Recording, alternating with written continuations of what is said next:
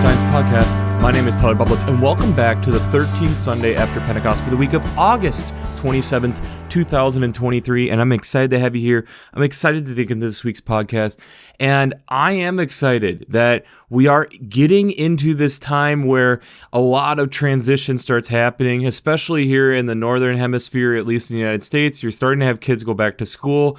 The state where I'm at, you have to wait till after Labor Day, but it's this transitional phase. A lot of times within the church, we start feeling that too. You start seeing more education as the summer is starting to wind down. Yes, it's kind of sad that that's happening, but it's also this movement into the next part of growth. And again, as we are still in the season after Pentecost, as the banners are still green in most churches, this is that idea of continued growth. This is our growth time of year. And I'm really excited because of how this causes us to reflect and think and go deeper to be able to really grow. Growth happens usually from the roots down first, before you start seeing the growth going up. You have to have the foundation. This is that period of time during the year that foundation is continuing to be built and really growing, and we might start seeing the growth up. So this idea that we need to continue to work this and go through this, and that's why I think this is such a fun and exciting time of year. But before we jump into this week's, we have to look back to last week's question, which was, where do you see beyond where we are at right now? I think when we are looking at, and especially me being still a fairly younger person, this idea of looking beyond where we are at with retirement would be one. Looking beyond where we are at with the climate crisis. Looking beyond where we're at as we are trying to set goals and aspirations for ourselves. You take into consideration where you're at, but you continue to move forward by looking further than where you are. If you're stuck with just looking at where you are at currently, it makes it hard for you to be able to grow because you're focused on the here and now. You have to look beyond that to be able to have things grow, to look beyond that to set goals so that you have something to strive for.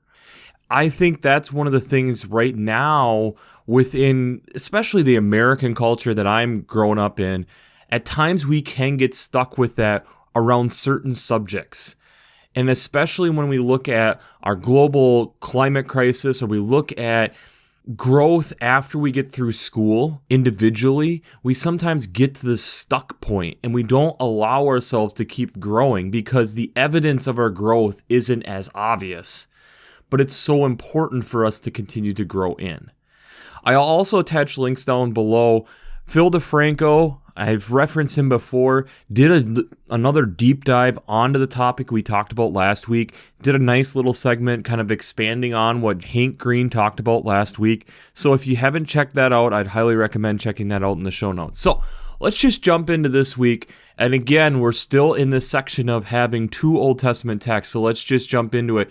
Our first Old Testament text is from Exodus chapter 1, verses 8 to chapter 2, verse 10. There is a lot in this section. First and foremost, it's this transition of Joseph is now gone. The king of Egypt has forgotten Joseph and is seeing the Israelites more and more as a threat, and because there's more and more of them. So he talks to the midwives, who are Seraphath and Purah, the midwives, to kind of kill off the Israelite baby boys. They make up this lie that they aren't able to get there because the Israelite women are just so much stronger, they can't get there to help deliver to kill the babies. So they continue to work this idea of how we're going to get rid of all these boys. And so there is, from the house of Levi, a Levite woman who bears a son. She hides him for 3 months, puts him in a basket, floats him down the river. His sister watches from afar. And when the daughter of the Pharaoh, or the king of Egypt, notices this child, she offers to help take care, find someone to be able to nurse this child. This becomes Moses, the person that is going to lead the Israelites out of Egypt long term. But this is the beginning of that story. So it's a really interesting story of seeing the changing of culture at that time, but also this recognition of place.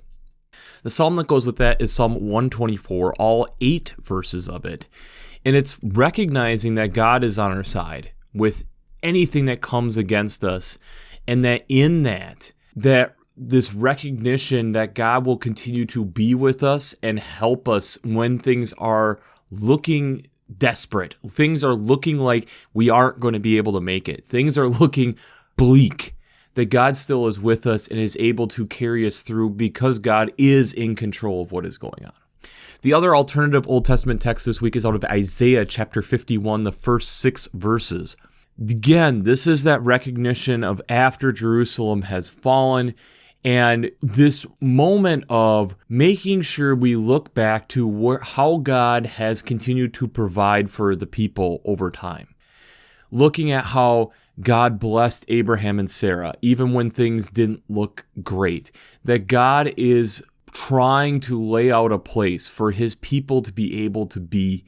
That there is this Zion, this coming out of the wilderness, this place where God is steering us and to deliver us. But we need to continue to trust even when things are looking bleak. This recognition that God is still walking with us, even when we are feeling out of place. And this recognition that in that out of placeness, the coming into place is the recognition of pointing our eyes back and recognizing what God is doing. The psalm that goes with that is Psalm 138, all 8 verses of that. And this then is, again, this praise psalm of giving thanks to what God is doing. Recognition that all the love and faithfulness that it takes to be able to get closer to God, recognizing that this is a holy temple that our spirit is within, and that everything that we have is something that we should be praising God with, everything that is inside of us, that this is a God who loves us regardless. This is a God who is not caught up in some of the different things that we go through, but yet God is striving for us to be able to be closer to God and helping us to be in relationship through that love that is poured out. The New Testament text then is out of Romans chapter 12, the first 8 verses. This then continues on here with what we've been hearing from Paul, but it's this recognition that our bodies is a living sacrifice and that the Spirit of God is not just conformed to within our minds, but it needs to be our whole body.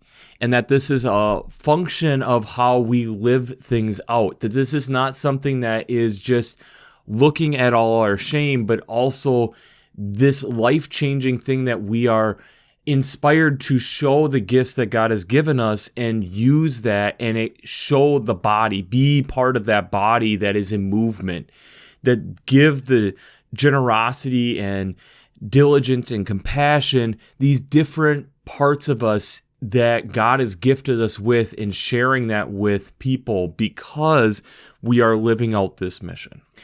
The gospel text this week is out of Matthew chapter 16, starting at verse 13 to 20.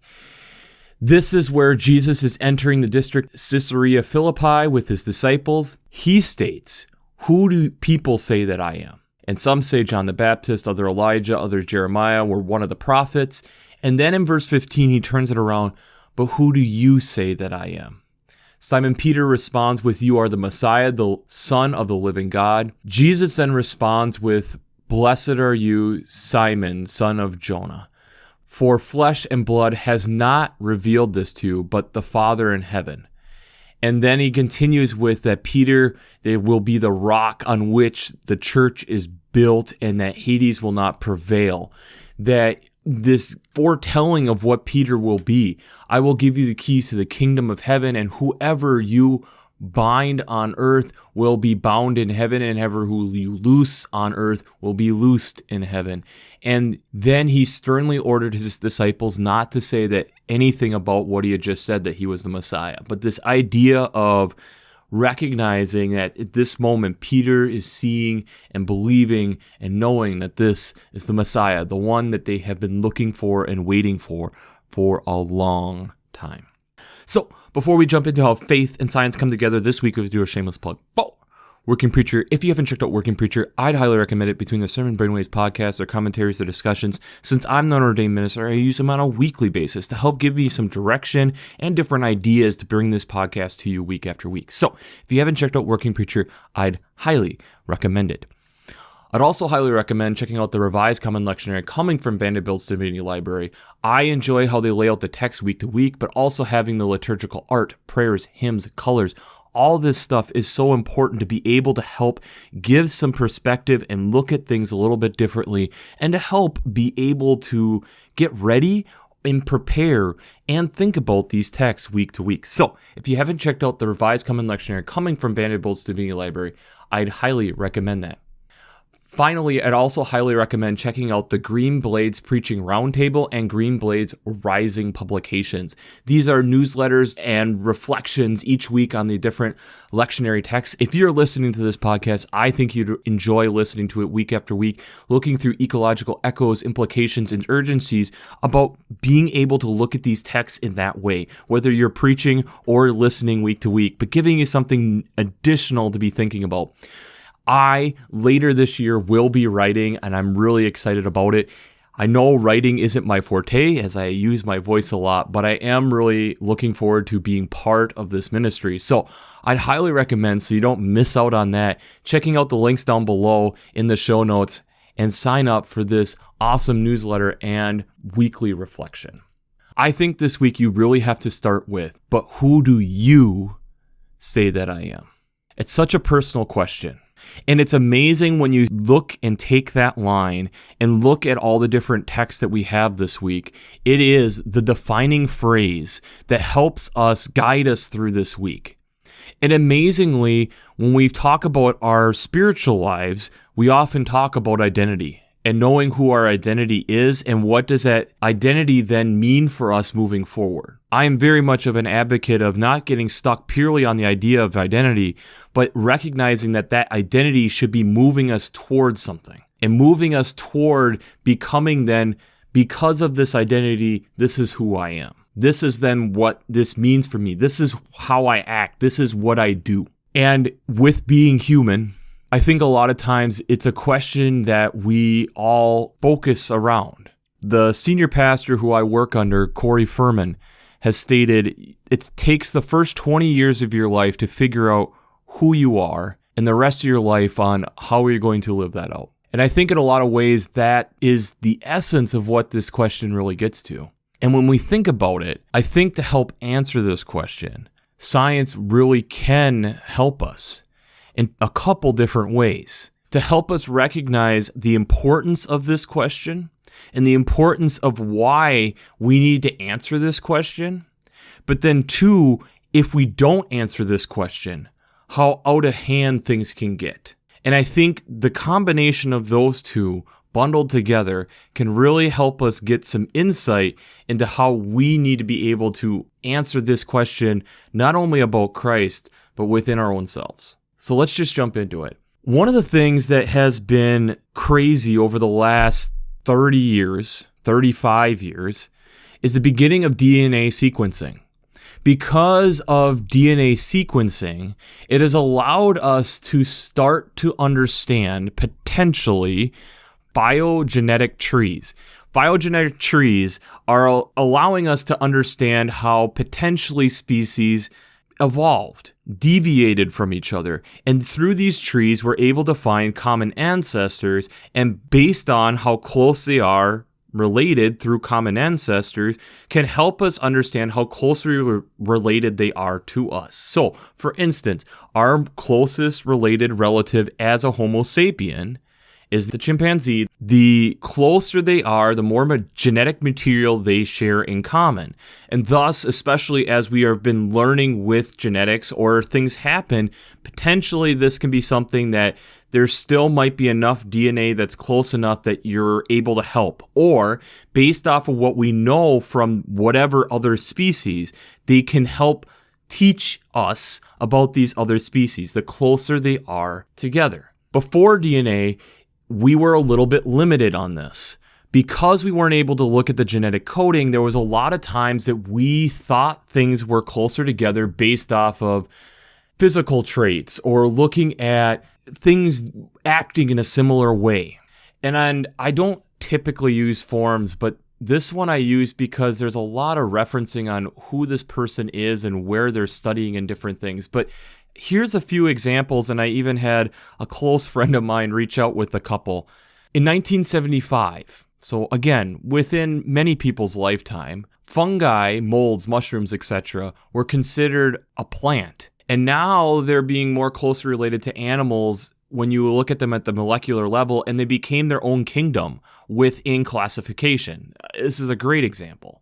Another example is the understanding of how manatees were assumed to be walruses, but looking again at that biochemical analysis, they are more closely related to elephants and aardvarks. Another easy example is looking at the red panda versus the giant panda of the southeast.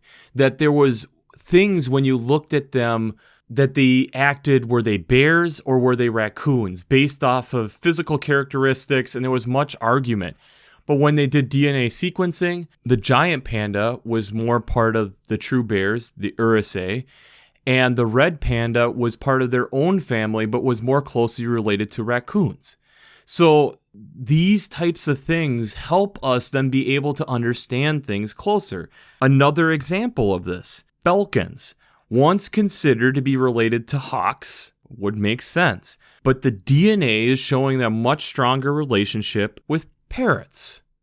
Us being able to understand this genetic connection to something that's closely related makes us understand what are they more susceptible to. What potentially are different diseases and things that could potentially show up for these different types of species?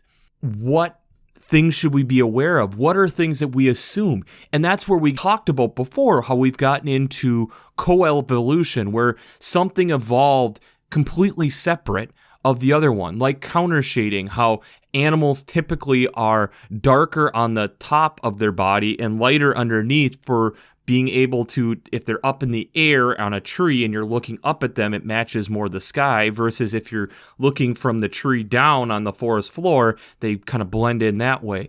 These things that evolved multiple times throughout multiple species didn't mean that they were necessarily related to whatever else has that. It's something that evolved independent of something else, the coevolution.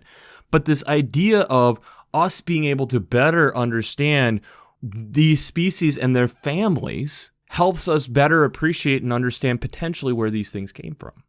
Another example, but going the opposite way, is why are invasive species so hard? Invasive species are so difficult because they don't have any natural predators.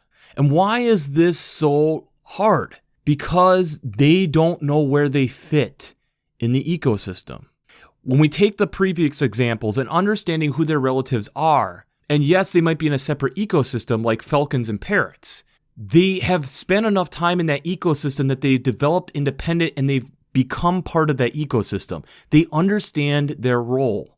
When you take a species out of that and release it, it doesn't know what its role is. Take the Burmese python, which has been wreaking havoc on Florida because the Everglades does act like some of its natural habitat, but it's been preying on a lot of these native species, especially like your rabbits and different understory, and there is nothing to be able to stop it. There is no predator that is there to be able to stop this. Who are the natural predators typically of Burmese pythons? These would be tigers. These would be leopards. There isn't that type of predator in Florida. The panther that was potentially there have been declining for decades. You don't have a predator, so then these are able to run rampant.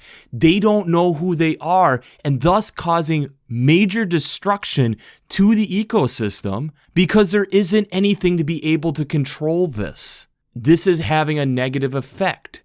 If you're in the upper half of the United States, take the Asian lady beetle, was brought in for control of aphids. The problem is there is no natural predators for these guys, and they have become this huge nuisance because how do you control something that's now been released and is running rampant?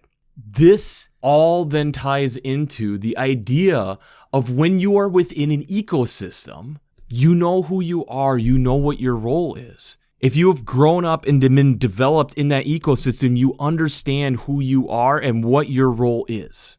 And in doing that, it allows you to be able to thrive and others to be able to thrive with you, not at the expense of others. As we are called into the body of Christ, as Jesus is calling Peter into the next phase after Jesus is gone, because of the faith that Peter has and being able to recognize what is going on here, Jesus is laying out, this is the next thing for you to do. This is the next place where you are needing to be there to help the evolution of what's going to be happening. And you start looking at this, the Egyptians had forgotten what blessing the Israelites had been. And yes, they're trying to enslave them. And here comes Moses, that they're trying to make him the invasive species within this community. You have multiple people making sure, multiple women named how important that is, stating, no, we're going to care for this child. He is part of this ecosystem. We're not just going to let him go. He is valued. He is important. In Isaiah, reminding the people that you have been blessed. You are part of this ecosystem. Don't forget how much God has continued to be there to help you. Don't forget that God has overcome great odds to you, what appeared to be great odds, so that you would be able to thrive within this ecosystem. But I think it really comes home in Romans that, yes, God has done all this, but then God has also given you gifts to be able to benefit the whole body. Or maybe another phrase of ecosystem, just with humans in mind. But the idea of the whole ecosystem benefiting because of you being able to recognize who God has created you to be able to have then everybody thrive and work together to make the whole body move. It means that you need to know who you are, and in knowing who you are and who you are rooted in, you are able to make greater beneficial effects for everyone around you, as they are then able to slowly figure out who they are to benefit everybody. This is such important stuff. Us being able to understand genetically the connections that different animals have makes us better understand how different tendencies might work, or the chances of having different diseases, or different things on, okay, if this happened, then what happened to have these separate? What things change? It helps us in a roundabout way, to some extent, understand who we are. Because we're understanding who they are, helps us understand who we are in that ecosystem. It's this whole connection thing that Paul is driving home with the body. And Jesus, in a roundabout way, is doing the same thing. He's trying to lay out, okay, yes, Peter, you're going to build this rock. But he also then is teaching here at the end. He's teaching whatever you bind here on earth will be bound in heaven. Whatever be loosed on earth will be loosed in heaven. But you then need to have understanding of what to bind and what to loose. You need to have a good enough connection to what is going on around you to know that. We are learning that we do not need pythons in Florida because they are wreaking havoc, because there is no natural predators for these guys outside of us going in and doing the work. And it's hard on the ecosystem, even though it's similar, it appears similar to where they originate from. But there has been enough modifications to that ecosystem that make it so that is not where they are intended at this point to be. We need to remember that with our own selves too. That we need to be steered and led by God. Being able to be in that relationship, to be able to know or try to understand where God is steering us every moment. Because otherwise we become an invasive species that we don't know where we're at. We don't understand why we're still there. We don't understand the problems that can come from us just being let loose. We have to be able to work in partnership with everybody. We need to work together as a body. We need to work together as an ecosystem to recognize who each of us is, but also recognize who we are working together for, what the foundation is. To be able to bound on top of that who we are, and then what, because of who I am, how can I benefit others? Inward to produce things outward. To be able to recognize all this stuff. We are recognizing the DNA of things to connect things together so we can understand what their role is for everyone else. so that all of us benefit. So the question I have for you this week is, how are you connected? And I'll let you take that however you want. How are you connected? That can be to your church. That could be to your environment. That could be to your school, your community. How are you connected to your country? How are we connected to the world? How are we connected to this galaxy? How are you connected? In a world that likes to divide, I feel that this is an important thing for us to remember, is we are supposed to be connected. Instead of immediately seeing the ways that we're different, maybe we should be striving to see the ways that we're the same so we can discuss the differences. And us as a global community of Christians, we struggle hardcore with this because we love making new denominations or new ways of Christianity because we disagree on a few things. And that means we need to be able to look ourselves in the mirror and recognize that and work on it actively, not passively. Because if we are moving together as a body, we got to know what the core is. And if the core is all the same for all of us who are Christians and saying that, then we better understand why the body is moving in the ways that it is, instead of ridiculing the different parts of the body moving in different ways than we think they should be. It's hard. It's hard getting to that core. But we're finding genetically with all these species, it's so important for us in helping us understand them to be able to better understand us within that ecosystem. Why aren't we doing the same? Why are we sabotaging ourselves and allowing ourselves to be invasive species within each other? Because we don't understand. We haven't spent the time to understand. Who do you say that I am?